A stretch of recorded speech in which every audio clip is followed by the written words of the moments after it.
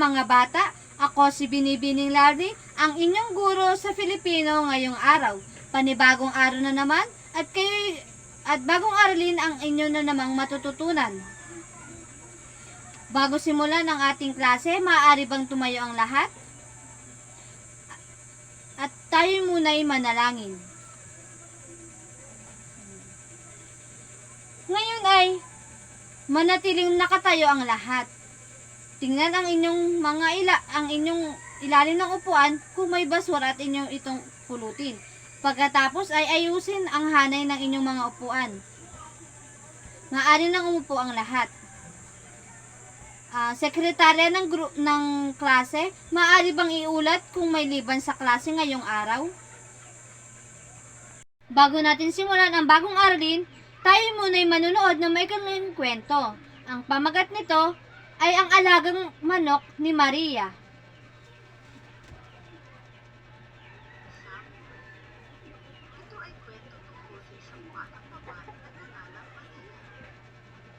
Ang araw mga bata, sa araw na ito tayo ay magbabasa ng isang kwento.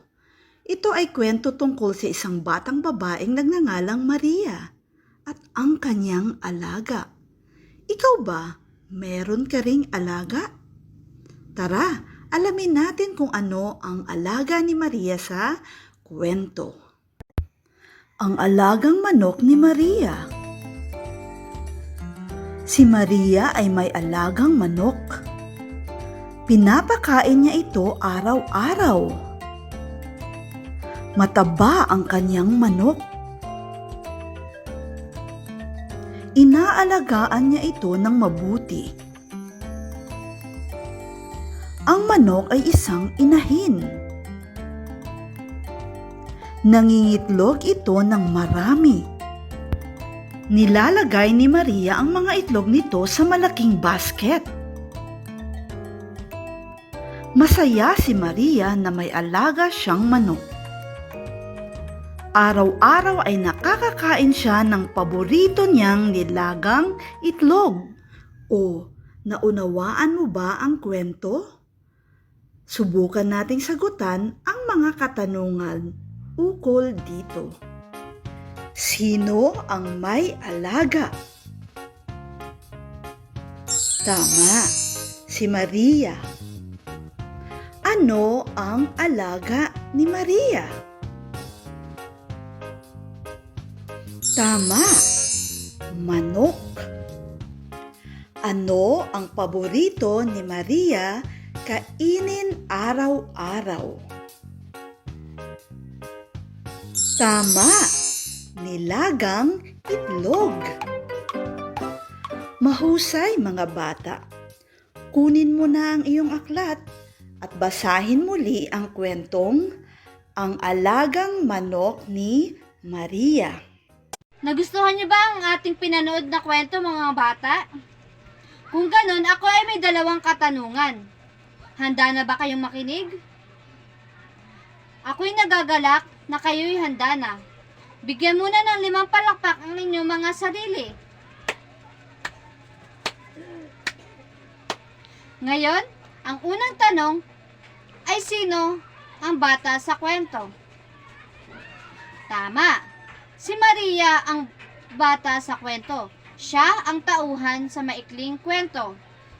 Ngayon naman, ang pangalawang tanong ay ano ang alaga ni Maria? Kayla? Tama! Ang alagang hayop ni Maria ay manok. Lubos ako natutuwa na mayroon kayong natutunan sa ating aralin nung nakaraan. Ngayon naman ay sisimulan na natin ang bagong aralin.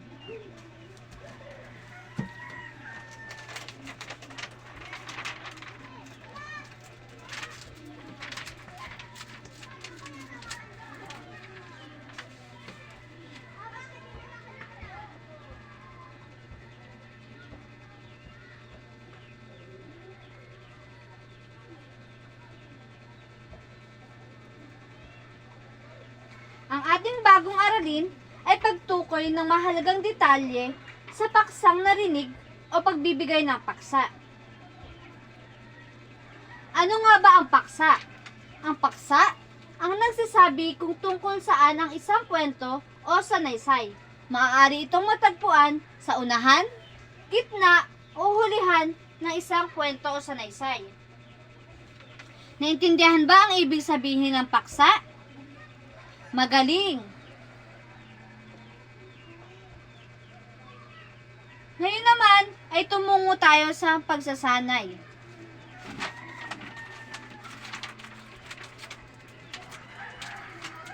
Ang ating unang pagsasanay ay iguhit ang masayang mukha sapat lang kung ito ay tama at malungkot naman kung ito ay mali. Gawin ito sa inyong sagutang papel. Tapos na ba ang inyong mga gawain, mga bata? Magaling! Ngayon naman ay sagutan na natin ang unang pagsasanay. Ngayon ay titingnan natin kung tama ba ang inyong mga sagot sa ating unang pagsasanay. Ang unang tanong ay, ang paksa ang pangunahing tinatalakay sa kwento o sanaysay. Masayang mukha o malungkot na mukha? Tama! Masayang mukha.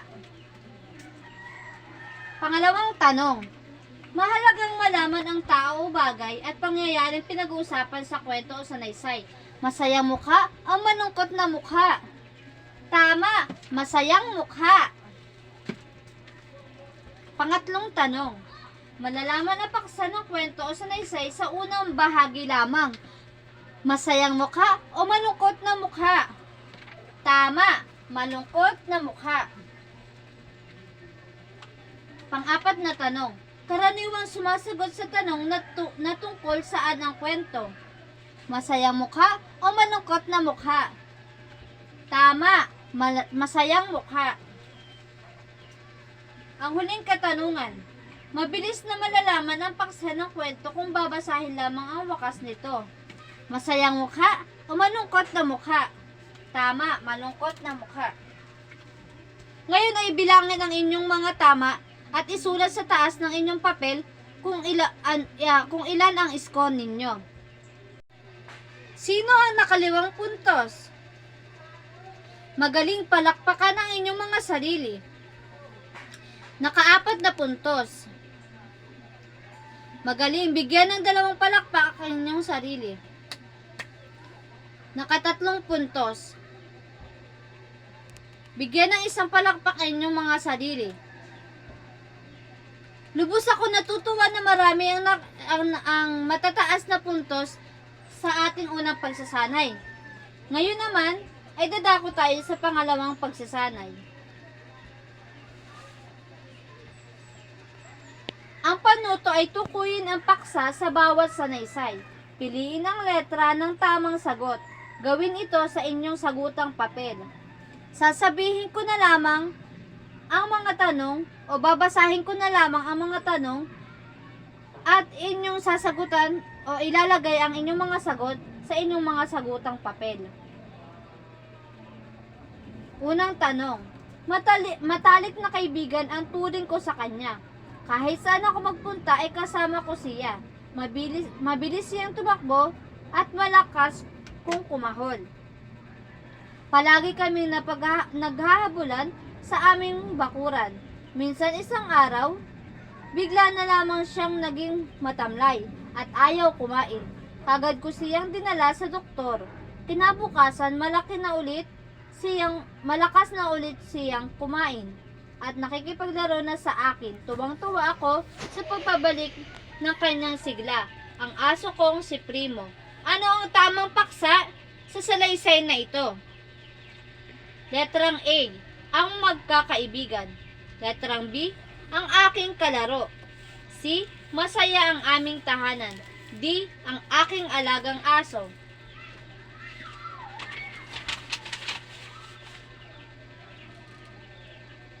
Pangalawang tanong, mahilig umawit si Ana. Sinasabayan niya ang lahat ng nursery rhyme ng kanyang naririnig. Ibinili siya ng kanyang mga magulang ng sariling microphone. Sa kanyang pagtanda, natutuhan na rin niya ang gumawa ng sariling awit. Halos lahat ng kanyang sinulat na awitin ay nagustuhan ng mga nakaririnig. Tuwing may okasyon sa kanilang bayan, siya ay naiimbitahan upang iparinig ang kanyang magandang tinig. Marami siyang kababayan ang napahanga kapag narinig ang kanyang malamos na tinig. Ano ang tamang paksa sa salaysay na ito? Letrang A, ang pagkakahilig ni Ana sa pag-awit. Letrang B, ang pagsusulat ng awitin. Letrang C, umaawit sa mga pagtitipon. Letrang D, sinasabayan ang nursery rhyme. Ikatlong tanong, likas na magalang ang mga Pilipino, ang pagmamano sa matanda ay nagpapakita ng pagiging magalang. Pagsasabi ng po at opo ay hindi kinalilimutan. Ikinararangal ng bawat magulang ang mga anak na taglay ang magandang asal na pagiging magalang. Ano ang tamang paksa ng talata? Letrang A, ang pagiging mabait ng mga Pilipino. B, ang pagiging mapagmahal ng mga Pilipino. C, ang pagiging magalang ng mga Pilipino. D, ang pagiging masayahin ng mga Pilipino. Naisulat na ba ninyo ang inyong sagot? Ikaapat na tanong, ano ang kaugalian na taglay ng bawat pamilyang Pilipino? A, pagiging magalang. B, pagiging masayahin. C, pagiging mapagmahal. D, pagiging madasalin. Ilagay ang inyong mga sagot. Huling katanungan. Saang bahagi mababasa ang paksa ng talata? Letrang A, unang bahagi. B, gitnang bahagi. C, hindi nabanggit. D, huling bahagi. Ngayon ay ipasa sa gitna ang inyong mga sagot at ipasa ito sa unahan. Kokolektahin ko ito kapag kayo ay tapos na. Ipagpalit ang inyong mga papel sa unang hanay at sa kabilang hanay. Ngayon, ang sagot sa unang bilang ay letter D, pangalawang bilang ay letter A, pangatlong bilang ay letrang C, sa pang-apat na bilang ay letrang A, at sa huling bilang, panglima, ay letrang A. Ilagay ang kung ilang puntos, ilagay ito sa taas na bahagi ng papel. Ngayon naman ay tutungo tayo sa ating pangkatang gawain. Mayroon lamang akong 5 pamantayan kapag kayo ay gumagawa ng pangkatang gawain. Unang pamantayan ay iwasan ang pag-iingay habang gumagawa ng pangkatang gawain. Ikalawang pamantayan, makiisa sa bawat miyembro ng pangkat. Ikatlong pamantayan, unawaing mabuti ang mga dapat gawin. Ikaapat na pamantayan, siguraduhin malinis ang lugar ng pinagagawaan. Ikalimang pamantayan, bumalik ng tahimik pagkatapos ng pangkatang gawain. Ngayon ay alam kong handa na kayo sa inyong mga pangkatang gawain. Ito ang unang grupo, pangalawang grupo, at ikatlong grupo, at sa likod naman ang ikaapat na grupo.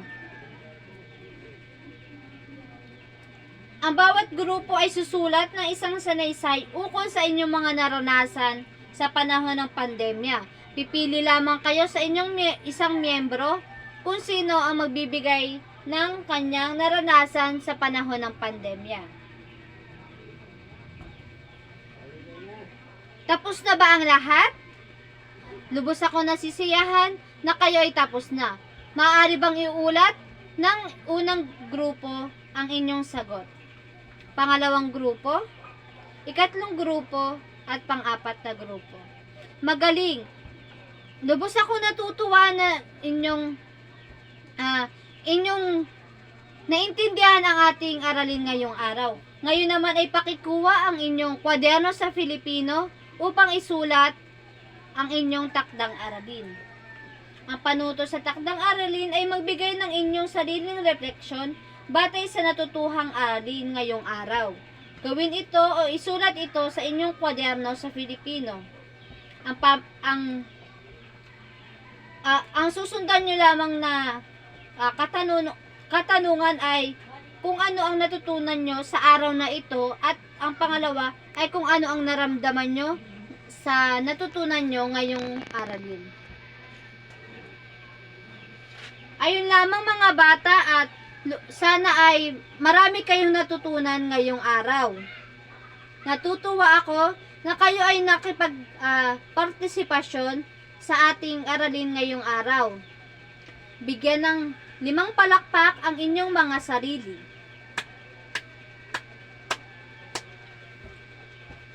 Ayun lamang mga bata, paalam!